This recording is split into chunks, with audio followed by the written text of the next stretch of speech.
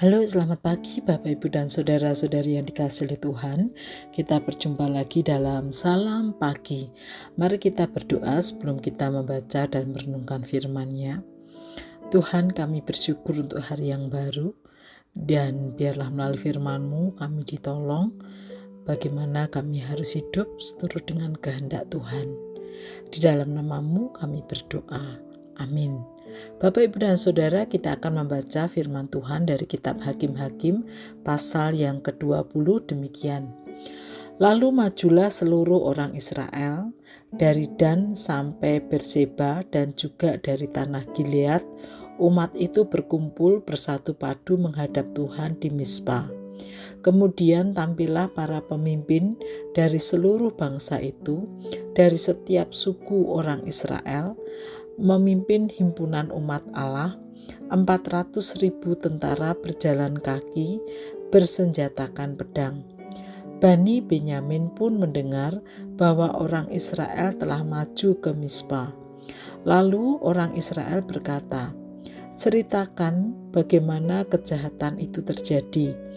Orang Lewi, suami perempuan yang dibunuh itu, menjawab, "Aku dan gundikku sampai ke Gibea milik suku Benyamin untuk bermalam di sana. Lalu warga kota Gibea datang menyerang aku dan mengepung rumah itu pada malam hari. Mereka bermaksud membunuh aku, tetapi gundikkulah yang diperkosa mereka sehingga mati. Oleh sebab itu aku mengambil mayat gundikku, memotong-motongnya, lalu aku mengirimkannya ke seluruh daerah milik pusaka orang Israel. Sebab orang-orang itu telah berbuat mesum dan keji di antara orang Israel. Sekarang kamu sekalian orang Israel, berikanlah di sini pertimbanganmu dan nasihatmu." Kemudian seluruh bangsa itu bangkit bersatu padu sambil berkata, "Seorang pun dari antara kita takkan pergi ke kemahnya, seorang pun dari antara kita takkan pulang ke rumahnya. Inilah yang akan kita lakukan terhadap Gibea, memeranginya menurut undi. Kita akan memilih dari seluruh suku Israel 10 orang dari setiap 100, 100 dari setiap 1000, 1000 dari setiap 10.000 untuk mengambil bekal bagi pasukan. Sesudah mereka datang akan dilakukan terhadap Gibea Benyamin setimpal dengan semua perbuatan keji yang telah mereka perbuat di antara orang Israel." Demikianlah orang Israel berkumpul melawan kota itu, semuanya bersatu padu bahu-membahu. Suku-suku Israel kemudian mengutus orang kepada seluruh suku Benyamin dengan pesan, "Kejahatan apa ini yang terjadi di antara kamu? Sekarang serahkanlah orang-orang itu, orang-orang durjana yang di Gibea, supaya kami menghukum mati mereka dan menyingkirkan yang jahat dari antara orang Israel."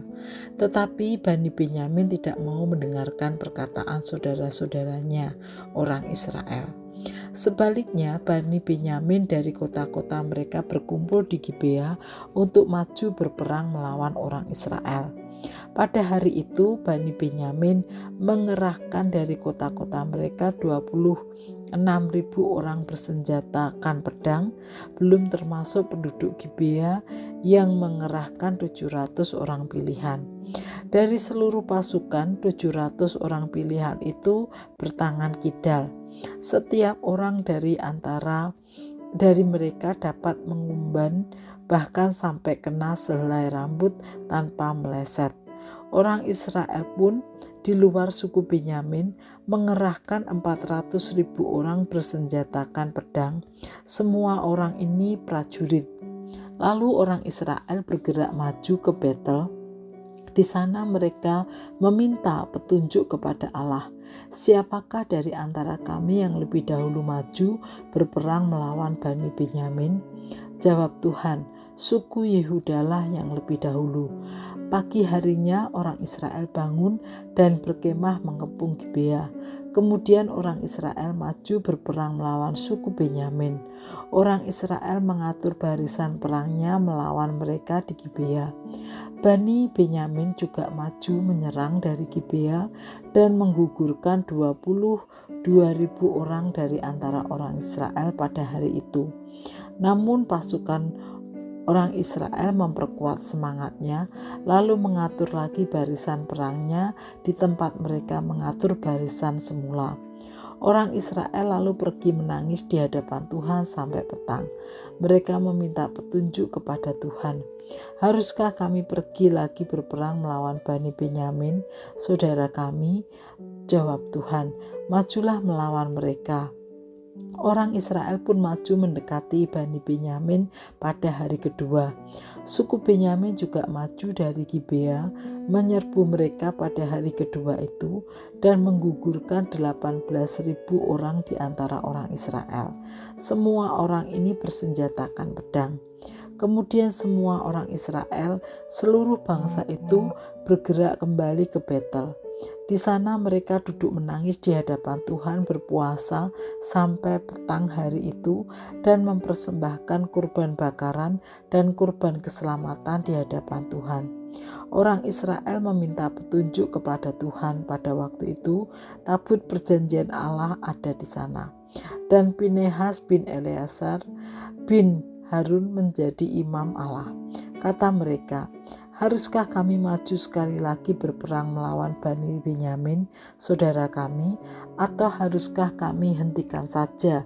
Jawab Tuhan, majulah, sebab besok aku akan menyerahkan mereka ke dalam tanganmu. Lalu orang Israel menempatkan pengadang-pengadang di sekeliling Gibea. Pada hari ketiga orang Israel maju melawan Bani Benyamin dan mengatur barisannya di Gibea seperti yang sudah-sudah.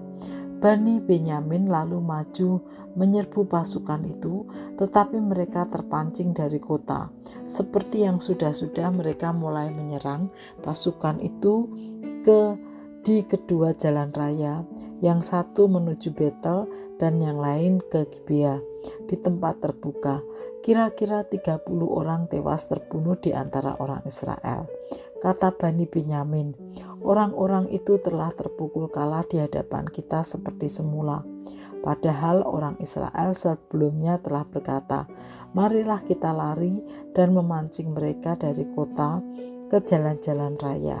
Jadi orang Israel bergerak dari tempatnya dan mengatur barisannya di Baal Tamar, sedangkan orang Israel yang mengadang itu tiba-tiba keluar dari tempatnya, tempat terbuka dekat Geba.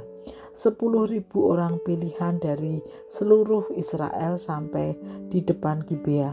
Pertempuran berlangsung sengit, tetapi Bani Benyamin tidak menyadari bahwa malapetaka sedang menghampiri mereka. Tuhan membuat suku Benyamin terpukul kalah di hadapan orang Israel. Pada hari itu orang Israel memusnahkan dari antara suku Benyamin 25.100 orang. Semuanya orang bersenjatakan pedang. Bani Benyamin melihat bahwa mereka telah terpukul kalah. Sementara itu orang Israel mundur dari hadapan suku Benyamin sebab mereka mempercayai pengadang-pengadang yang mereka tempatkan untuk menyerang Gibea. Pengadang-pengadang itu pun segera menyerbu Gibea. Mereka bergerak maju dan mengalahkan seluruh kota itu dengan mata pedang. Namun orang Israel telah sepakat dengan pengadang-pengadang itu agar mereka membuat gumpalan asap tebal naik dari kota itu. Ketika orang-orang Israel mundur dalam pertempuran itu, suku Benyamin mulai menyerang orang Israel, sehingga kira-kira 30 orang tewas terbunuh. Sebab pikir mereka, tentulah orang-orang itu terpukul kalah sama sekali di hadapan kita seperti dalam pertempuran yang dahulu. Namun pada waktu itu gumpalan asap mulai naik dari kota itu seperti tiang asap. Suku Benyamin menoleh ke belakang dan tampaklah kota itu berasap. Seluruhnya naik ke langit. Orang Israel maju lagi sehingga gemetarlah orang-orang Benyamin itu, sebab mereka melihat malapetaka menghampiri mereka. Mereka berbalik lari dari hadapan orang Israel ke arah padang gurun, tetapi pertempuran itu mengepung mereka. Lalu orang-orang dari kota-kota sekitarnya melakukan pembantaian di antara mereka. Orang Israel mengepung suku Benyamin itu, mengejarnya tanpa henti-hentinya dan menghancurkannya sampai dekat Gibea di sebelah timur. Dari antara Bani Benyamin 18.000 orang gugur, semuanya orang gagah perkasa. Sisanya berbalik lari ke padang gurun, ke bukit Batu Rimon. Tetapi di jalan-jalan raya masih ditebas lagi 5.000 orang dari antara mereka. Mereka diburu sampai ke Gibeon, dan 2.000 orang dari antara mereka ditewaskan. Yang gugur dari suku Benyamin pada hari itu seluruhnya berjumlah 25.000 orang bersenjata pedang, semuanya orang gagah perkasa. Namun 600 orang berlari ke padang gurun, ke bukit Batu Rimon. Mereka tinggal selama 4 bulan di bukit Batu Rimon. Kemudian orang Israel kembali kepada Bani Benyamin dan menewaskan mereka dengan mata pedang, baik manusia maupun hewan, semua yang ditemukan di sana. Juga semua kota yang terdapat di sana mereka musnahkan dengan api. Bapak, Ibu, dan saudara-saudari yang dikasihi oleh Tuhan, kisah Hakim-Hakim pasal 20 ini cukup menggentarkan. Inilah perang saudara yang sangat besar yang terjadi di Israel, yaitu bangsa Israel melawan suku Benyamin, dan sungguh banyak memakan korban. Satu yang menjadi penyebab utama adalah keegoisan suku Benyamin yang demi melindungi kesalahan anggota keluarga mereka berani mempertaruhkan seluruh masyarakat atau orang suku Benyamin.